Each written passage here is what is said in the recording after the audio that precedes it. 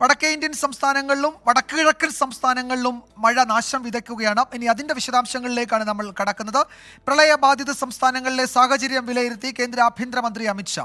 അസമിൽ പ്രളയക്കെടുതിയിൽ 2 പേർ കൂടി മരിച്ചു. ഇതോടെ മരണസംഖ്യ 93ആയി. ഉത്തർപ്രദേശിൽ 22 ജില്ലകളിൽ മഴക്കെടുതി അതിരൂക്ഷമാണ്.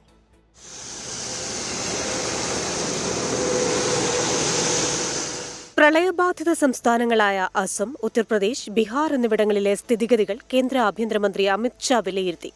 സംസ്ഥാനങ്ങളിലെ മുഖ്യമന്ത്രിമാരുമായി സംസാരിച്ചു. കേന്ദ്രത്തിന്റെ പിന്തുണയും സഹായവും ഉണ്ടാകുമെന്ന് ഉറപ്പു നൽകി. അസമിൽ ഇപ്പോഴും പ്രളയക്കെടുതി തുടരുകയാണ്. ഇന്ന് 2 മരണം കൂടിയുണ്ടായി. ഇതോടെ അസമിൽ പ്രളയക്കെടുതിയിൽ മരിച്ചവരുടെ എണ്ണം 93ആയി. 8 ലക്ഷത്തോളം പേർ ഇപ്പോഴും ദുരിതത്തിലാണ്. നിരവധി പേർ വിവിധയിടങ്ങളിൽ ക്യാമ്പുകളിൽ കഴിയുന്നുണ്ട്.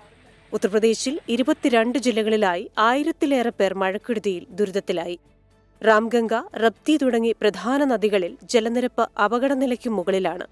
ഉത്തർപ്രദേശ് മുഖ്യമന്ത്രി യോഗി ആദിത്യനാഥ് ദുരിതബാധിത മേഖലകളിലെ സ്ഥിതിഗതികൾ വിലയിരുത്തി. ബീഹാറിലും നിരവധി ഗ്രാമങ്ങൾ ഇപ്പോഴും വെള്ളക്കെട്ടിലാണ്. ഡൽഹിയിലും ഒറ്റപ്പെട്ട ഇടങ്ങളിൽ മഴയുണ്ടായി. താഴ്ന്ന മേഖലകളിൽ വെള്ളക്കെട്ട് രൂപപ്പെട്ടു. 24 ഡൽഹി.